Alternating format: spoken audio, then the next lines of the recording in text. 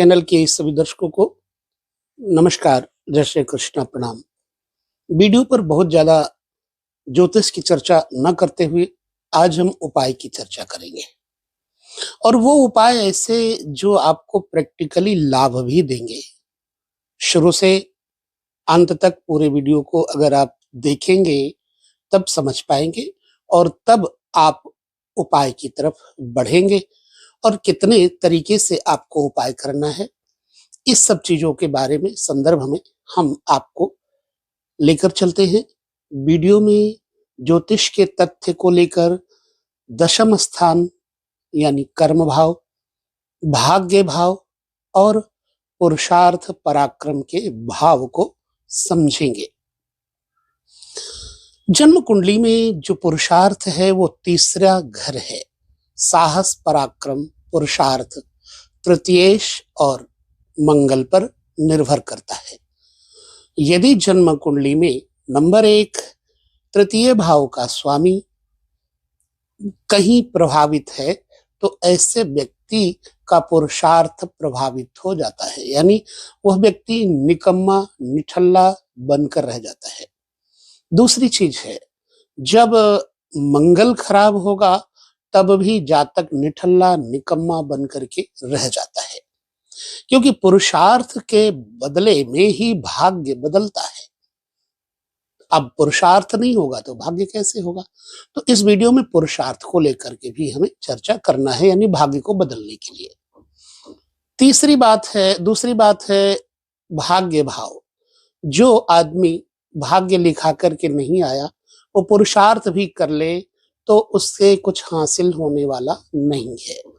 इसलिए जब भाग्य ही अच्छा नहीं है तो पुरुषार्थ भी नहीं हो पाएगा। दूसरी बात ये हो गई। तो भाग्य को कैसे बदलें, भाग्य को कैसे ठीक करें? तीसरी बात है, जन्म कुंडली में जो दशम स्थान है यानी कर्म भाव, पिता का भाव, आकाश का भाव, वह ही नहीं सही है तो फिर आपके जीवन में भाग्य भी साथ नहीं दे पाएगा। कर्म, पुरुषार्थ और भाग्य, 3 बातें हो गई यहाँ पर। कर्म, पुरुषार्थ, भाग्य। तो सबसे पहले पुरुषार्थ आता है, तीसरे घर से पुरुषार्थ देखा जाता है। यदि आपकी जन्म कुंडली में तृतीयेश कहीं पर अनिष्ट के घर में बैठा हो, पाप ग्रहों से ग्रसित होकर बैठा हो, तो आपको पुरुषार्थ में बाधा जरूर पड़ेगी। ऐसी अवस्था में आपको पुरुषार्थ दुरुस्त करना होगा। उसके लिए आपको एक बड़ा ही प्रबल और सबल उपाय करना है। क्या? पुरुषार्थ के कारक मंगल को ठीक करना है। 7 मंगलवार ये उपचार आपको करना ही चाहिए। सांड को धर्म कहा गया, यानी बैल को धर्म कहा गया है। अब इस बैल के लिए हम लेकर के संदर्भ क्यों आ गए? क्योंकि बैल धर्म है। मंगल का कोई उपाय यदि करना हो तो बैल और बंदर को उन वस्तुओं के द्वारा शुद्ध वस्तुएं खिलाई जाती हैं जिससे कि आपका पुरुषार्थ यानी मंगल प्रबल होता है। तो पुरुषार्थ को प्रबल करने के लिए 7 मंगलवार गेहूं भून लीजिए, या जो चने होते हैं उनको भी आप भून सकते हैं, परंतु मैं यहाँ गेहूं को ही कहूंगा। कहीं कहीं कनक भी बोलते हैं। गेहूं को भून लीजिए। यदि आपके पास गेहूं उपलब्ध नहीं है तो आप गेहूं का आटा, सभी जगह होता है, गेहूं के आटे को भून करके उसकी पंजीरी बना लीजिए। गुड़ डाल करके गुड़ के पेड़े बनाने हैं, लड्डू टाइप बनाने हैं। गुड़ के पेड़ों में डालना क्या है? मुनक्के डालने हैं, किशमिश डाल सकते हैं। उनको डाल करके फिर हल्का सिंदूर का तिलक 9 लड्डुओं पर लगाएं। बहुत ज्यादा नहीं लगाना क्योंकि सिंदूर गले को नुकसान करता है। हल्का सिंदूर लगाएं। अब बैठ करके 7 बार हनुमान चालीसा का पाठ कर लीजिए। बड़ा पराक्रम मिलेगा, बल मिलेगा। 7 बार हनुमान चालीसा का पाठ कर लीजिए। जो लड्डू बनाए हैं आपने, उन लड्डुओं को किसी प्लेट में रख करके सामने रख लीजिए। हनुमान जी की मूर्ति के पास में उनको भोग लगा दीजिए। दीपक जला लीजिए, धूप जला लीजिए, जल अर्पित कर दीजिए। 7 बार हनुमान चालीसा पढ़िए।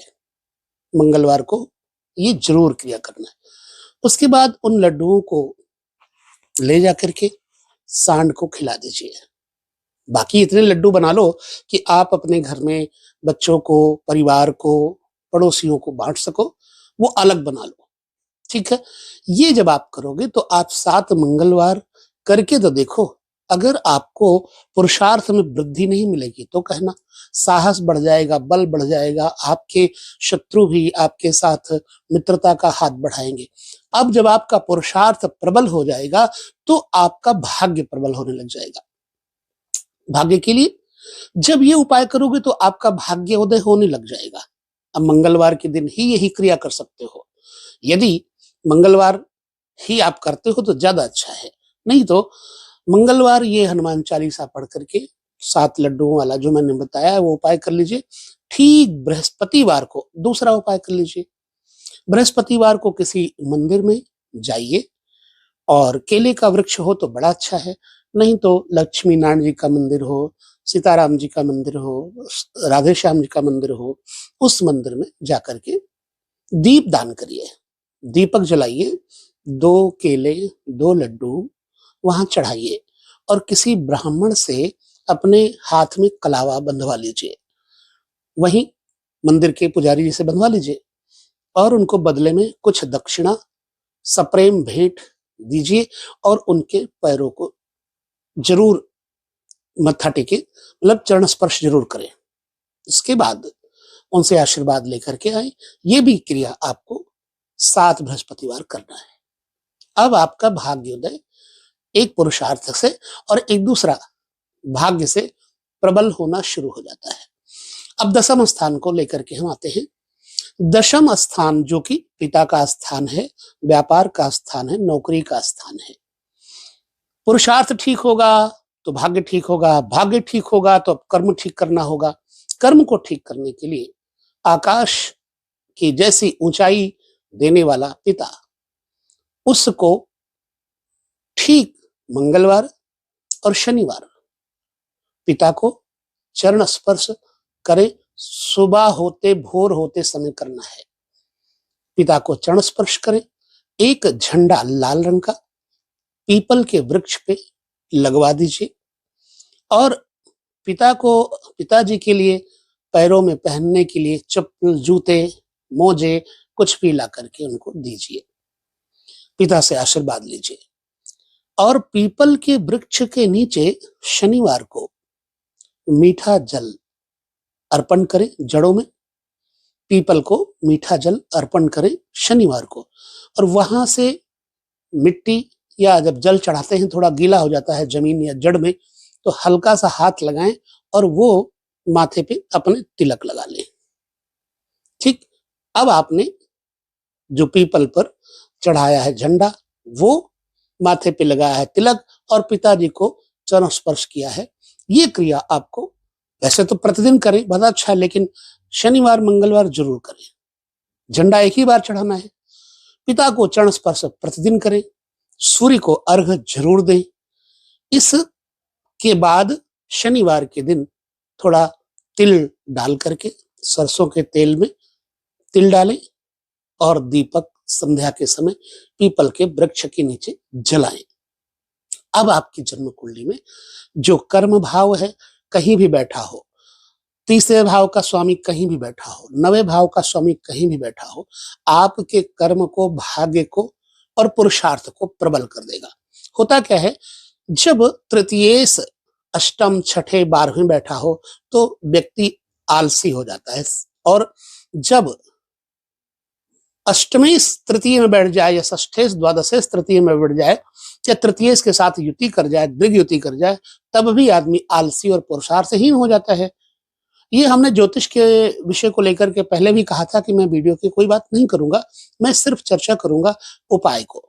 तो हम इस उपाय के द्वारा किन किन ग्रहों को ठीक कर चुके होते हैं ये भी बता देते हैं। भाग्येश यदि आपका 12वें, छठे, 8वें दृग युति या युति कर रहा हो तो ठीक हो जाएगा।